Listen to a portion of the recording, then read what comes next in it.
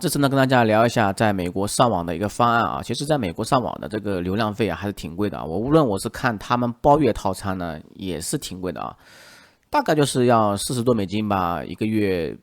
大部分人都是这样子啊，$40一个月。那说实话，这个流量的话也是很贵的。我算下来的话，就是他们本身包月套餐的话，也要$1以上1个GB 啊。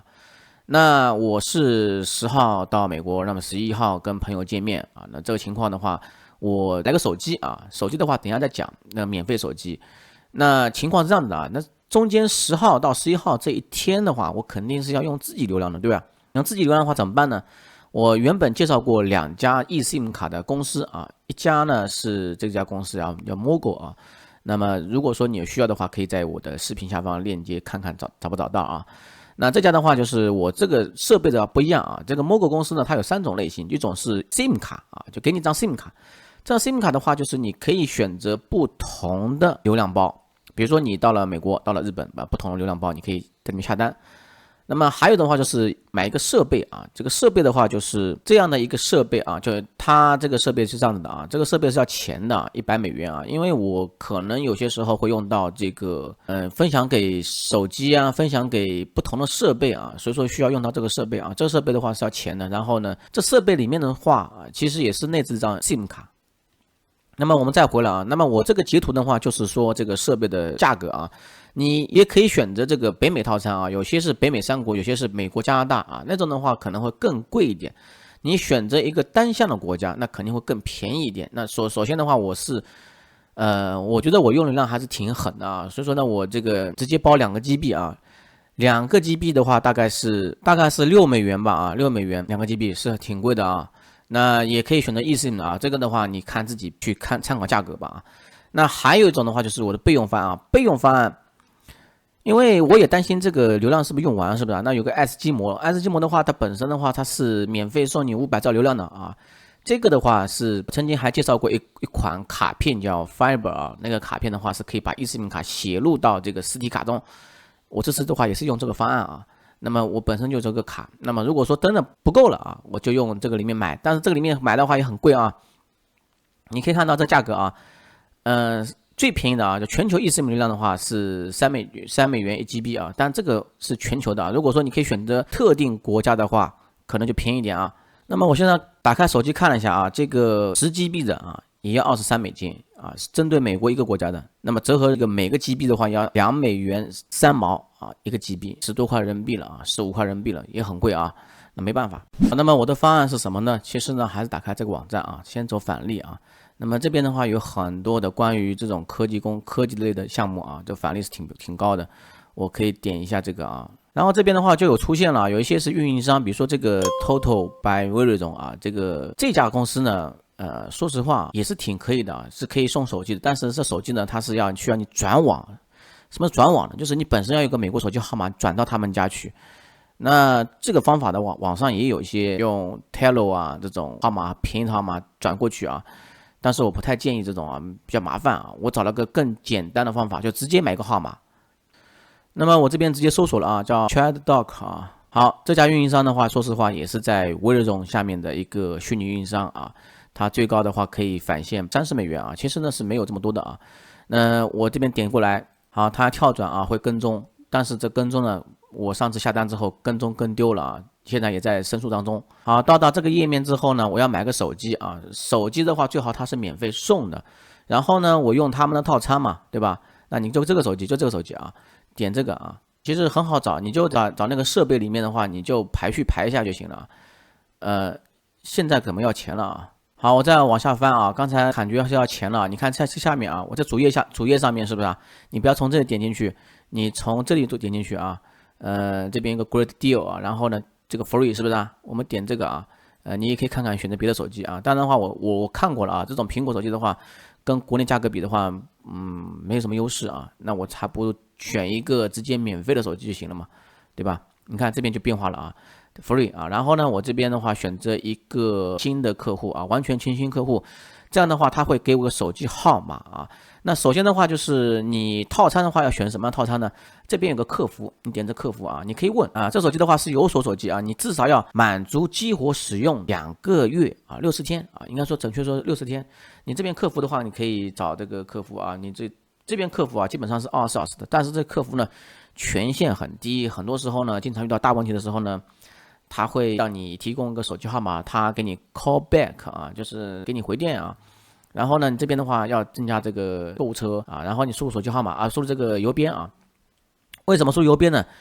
因为有些地方它是不覆盖的啊，就是信号塔没有不覆盖啊，所以说呢，你这边输入邮编。好，点进来之后呢是这样的啊，选择套餐。这客服啊，我感觉也是被他坑了啊，因为他跟我说他必须你第1个月的话必须选择这个45美元的套餐，就是银牌套餐。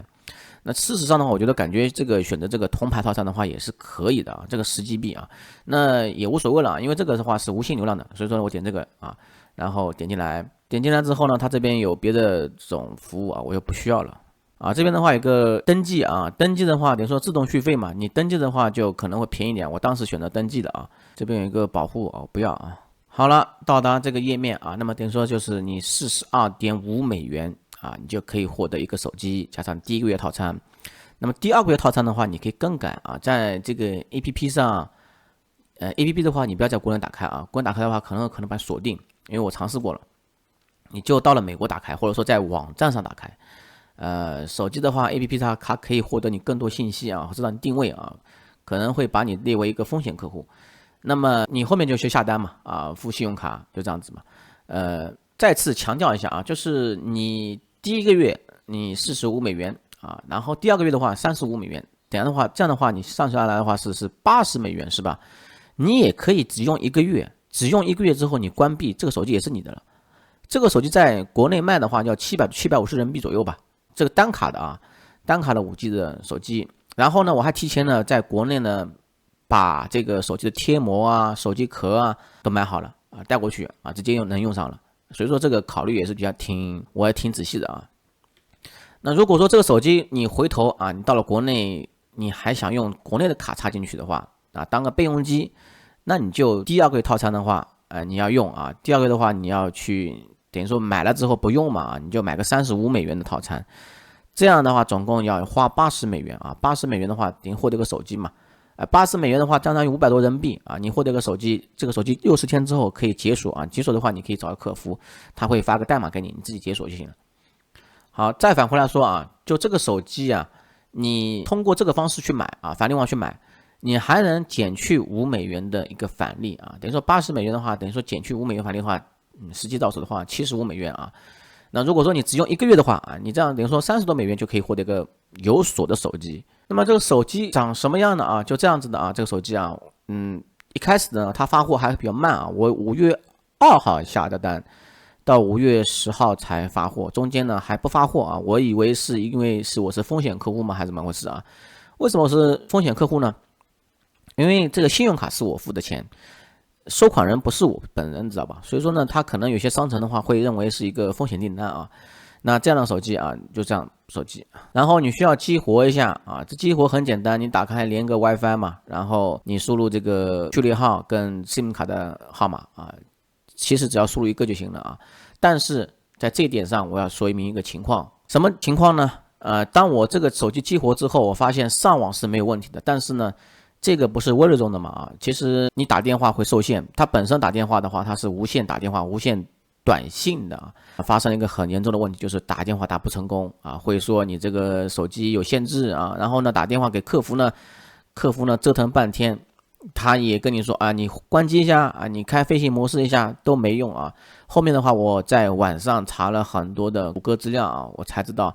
其实微热中的话，就是为了减少运营成本的话，它建了很多塔啊，然后这个塔的话，它现在你改版了，就是很多时候呢，这个塔呢就是走5G 啊，然后就说呢，你通话也是在走5G，那么它有个叫 VoLTE 的技术，所以说呢，你这个手机啊版本老的话，比如说像这个手机不是免费手机吗？肯定不是好手机，它没有 VoLTE 技术支持，所以说呢，你这个通话不成功。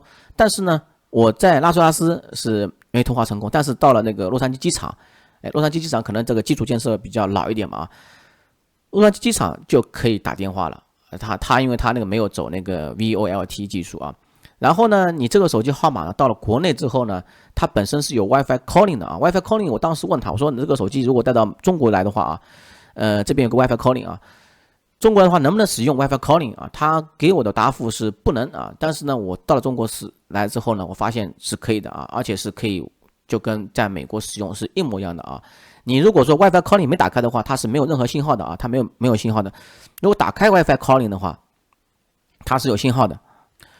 这个手机啊，就这样子啊，手机啊，就是三星的手机，比较普通啊，但是速度还挺快的啊。那么顺便再提一点啊，其实有些时候我也感觉这个第二个月套餐有点浪费啊。那怎么办呢？你如果说花钱去网上解锁找解锁码的话，要$45，那我为何还不如再花1个月套餐嘛，$35，这样的话可以获得个解锁码啊。我觉得还是花一个$35解锁就行了啊。当然也看你个人啊，如果说你确确实实也不想用这个手机来当一个电话号码，毕竟的话它是单卡的嘛，而不是双卡啊，也是很让人头疼啊。你可以关闭掉啊。其实我买这个手机呢，还有一个顾虑啊，就是因为在美国啊，其实有些时候怕这个手机被抢走啊。不是说100%被抢走，但是因为我有朋友遇到过这种事情了，所以说呢，买一个这种便宜的备用手机，万一被抢走了。抢走的号码也是美国手机号码啊，这个影响不是很大。如果说你中国手机号码插在里面的话，你被抢走的话，对你来说，你一下子也不能回国去挂失，对你产生的风险是极大的。因为通过手机验证码是可以获得你支付宝啊、解锁啊之类的，问题太多了啊。所以说呢，我觉得买一个备用手机还是划得来的，因为你买个卡也要这个价格，对吧？而且这流量是无限用的，你用的很爽啊。不用担心。